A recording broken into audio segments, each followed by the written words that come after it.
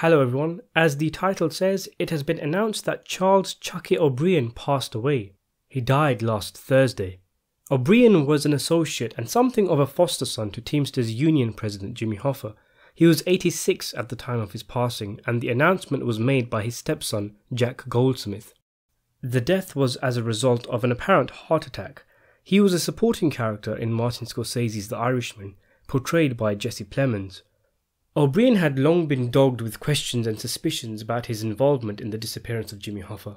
He had always reiterated his innocence, and if the events of The Irishman are to be believed, based on the best-selling crime novel I Heard You Paint Houses and derived from a confession from former hitman Frank Sheeran, O'Brien was innocent. He was in on the Hoffa murder, but as Sheeran says in the film, stupidly. He wasn't aware that he was driving his foster father to his death. It is thought that O'Brien struggled for years with being linked to Hoffa's murder, and the man himself has said it had taken a toll on his life. It is thought by many that O'Brien turned against his father, siding with Frank Fitzsimmons when Hoffa and Fitzsimmons were both fighting to become president of the Teamsters.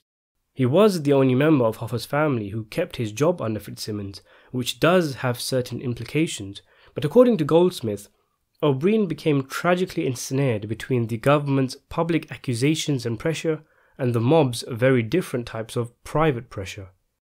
Hoffa and O'Brien apparently fell out over Hoffa's refusal to support O'Brien for a high-ranking union post, hence him siding with Fitzsimmons.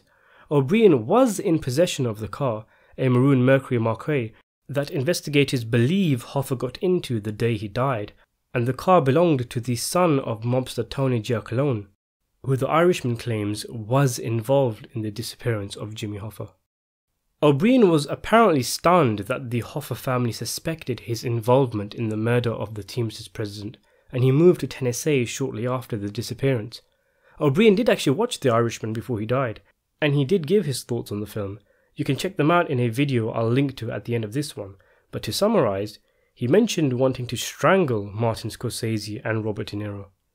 What's so interesting about O'Brien's passing is that he was essentially the last one of the people involved in the death of Jimmy Hoffa, according to The Irishman, who was still alive.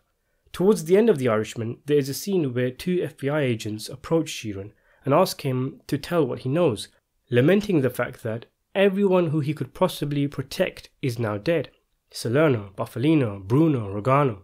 And that's why Sheeran's testimony was so important, because he was the last surviving member involved in the Hoffa murder who was still alive, and who therefore could give closure to the Hoffa family and bring an end to this great mystery.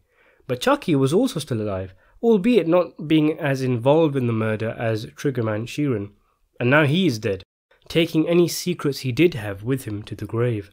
And unless Stephen Andretta is still alive, who was one of the brothers who disposed of Hoffa's body, everyone involved with the Jimmy Hoffa murder is now dead.